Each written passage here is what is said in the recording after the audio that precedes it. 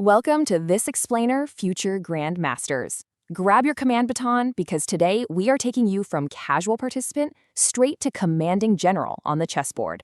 You know, chess is this ancient, beautiful, and honestly deeply complex game. But here's the thing, it really doesn't have to be intimidating. So consider this your ultimate survival guide. We're going to strip away all that noise, focus on the fundamental strategies, and equip you with exactly the knowledge you need to absolutely master the battlefield. Let's get into it. Be honest with me for a second. Are you tired of losing to your friends? Or maybe you're just frustrated watching your online rating plummet because you keep falling into the exact same traps over and over again. Look, it's a highly relatable feeling, we've all been there. But the truth is, you absolutely do not need a lifetime of study to start winning. You really just need a clear, structured path to understand the core mechanics and the strategy of the game. And that is exactly what we are going to build together today. Okay, let's dive into this. Here is our battle plan. We're breaking this whole thing down into 5 simple steps. First, discovering the pieces. Second, the value of the pieces. Third, opening principles. Fourth, check, mate, and stalemate. And finally, mistakes to avoid. Section 1, discovering the pieces. Because to win literally any war, you first need to meet your soldiers and understand the terrain. So the chessboard itself is made up of 64 squares, perfectly divided between light and dark. And out on this field, 32 pieces are placed. That is 16 for you and 16 for your opponent. Now, every single piece traverses this board in its own unique way. Take the bishop, for instance. It moves strictly diagonally, which essentially creates this big X shape across the board, and it's permanently locked to whatever color square it started on. Then you've got the knight. This one moves in a really specific L shape, so 2 squares in one direction and 1 square to the side. Plus, it's the only piece on the board with the special ability to literally jump over other pieces. Understanding these unique movement patterns is absolutely your foundation. Now, if you're just starting out or maybe you're teaching a kid to play, looking at that full board can cause some serious cognitive overload. And this brings us to a fantastic learning technique, the minigame. Instead of setting up the full army right away, you just set up the board using only the pawns. The whole goal? Just be the first player to successfully march a single pawn all the way to the opposite side of the board. Doing this forces you to learn exactly how pawns move forward and capture diagonally, stripping away all the complex pieces so you can completely master the front lines first. Then, once you've got the pawns down, you add in the knights, then the rooks, basically building your brain's capacity step by step. Moving right along to Section 2, the value of the pieces. Now that we know who our soldiers are, to command them effectively, you've got to understand the economic weight or point value of every single unit in your army. Now, what's really interesting here is how we assign a hard number to a piece's power. Your humble pawn, that's your base unit, worth exactly 1 point. Knights and bishops are what we call your minor pieces, and they're worth 3 points each. A rook is a major piece, stepping it up to 5 points. And then we have the queen. She commands a massive 9 points. And why is that? Well, she essentially combines the power of the rook and the bishop. She can move infinitely in straight lines and diagonals. So her immense mobility makes her worth literally 9 times more than a standard pawn. Oh, and the king? Well, the king actually has no point value at all, because losing him means losing the entire game. But here is the crucial thing you need to grasp.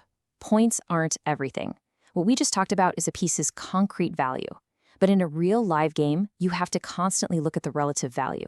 This just means a piece's actual strength is totally dependent on its position on the board. So you might have a 9-point queen and a 5-point rook, giving you this massive material advantage on paper. But if those pieces are trapped behind your own pawns and can't actually attack anything, that advantage means absolutely nothing. Seriously, a well-placed 3-point knight stationed perfectly right in the center of the board can absolutely dominate a poorly placed 9-point queen. All right, Section 3, opening principles. Let's actually start the battle. I know the opening phase of chess can feel incredibly intimidating because there are just millions of possible variations out there. But don't panic. You absolutely do not need to memorize an encyclopedia here. Instead of endless memorization, just stick to these 3 undeniable golden rules. Step 1, control the center. Those middle 4 squares of the board, that's the high ground. If you place your pawns there early on, you open up attack pads for your entire army. Step 2, develop your minor pieces. You've got to get those knights and bishops off the back row and actually into the fight. And step 3, castle your king. This is that special move that safely tucks your king away into the corner behind a protective wall of pawns, and it also connects your rooks so they can work together. Look, if you just do these 3 things, you are going to survive the opening. I absolutely love this quote from chess streamer and player Anna Kramling. She says, focus on understanding rather than memorizing 20 moves of theory. And honestly, this should be a massive relief for casual players. Unless you're out there playing at a grandmaster level, rote memorization of chess scripts is not going to win you games. Understanding why you're moving a piece to the center is infinitely more powerful than just blindly copying some move you saw in a book. Which brings us to Section 4, Checkmate and Stalemate. The pieces are developed, the center is yours. Now it is finally time to learn how to win the war and deliver that ultimate final blow to the enemy king. You know, we toss around the word checkmate all the time without really thinking about what it actually means. The phrase actually comes from the Persian phrase shahmat. And what's fascinating is that this doesn't literally mean the king is dead. It actually translates to the king is paralyzed or the king is helpless. And I think that's a brilliant memory hook. A checkmate isn't a dead king. It's a perfectly laid trap where the enemy king is under attack and has absolutely 0 safe squares left to run to. And this perfectly builds into what is probably the single biggest point of confusion for beginners. So, checkmate is when the king is attacked, he has no escape, and boom, you win. But you have to beware of the stalemate, which is also called a pat. This happens when your opponent's king is not under direct attack, but they have absolutely no legal moves left anywhere on the board. The result of that? The game instantly ends in a draw. I'm telling you, there is literally nothing more frustrating than having this massive army completely cornering a lone enemy king and then accidentally causing a stalemate. It turns a guaranteed, beautiful victory into a sudden, highly annoying tie. And finally, Section 5, Mistakes to Avoid.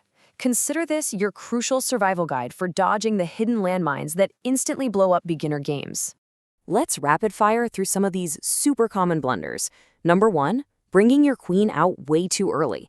I know it's tempting because she's so powerful, but against a smart player, your queen just becomes a giant target. They're going to attack her with smaller pieces, forcing you to run away while they just develop their whole army for free. Number 2, playing too fast. Chess is a game of reflection, guys. Take a breath before you touch a piece.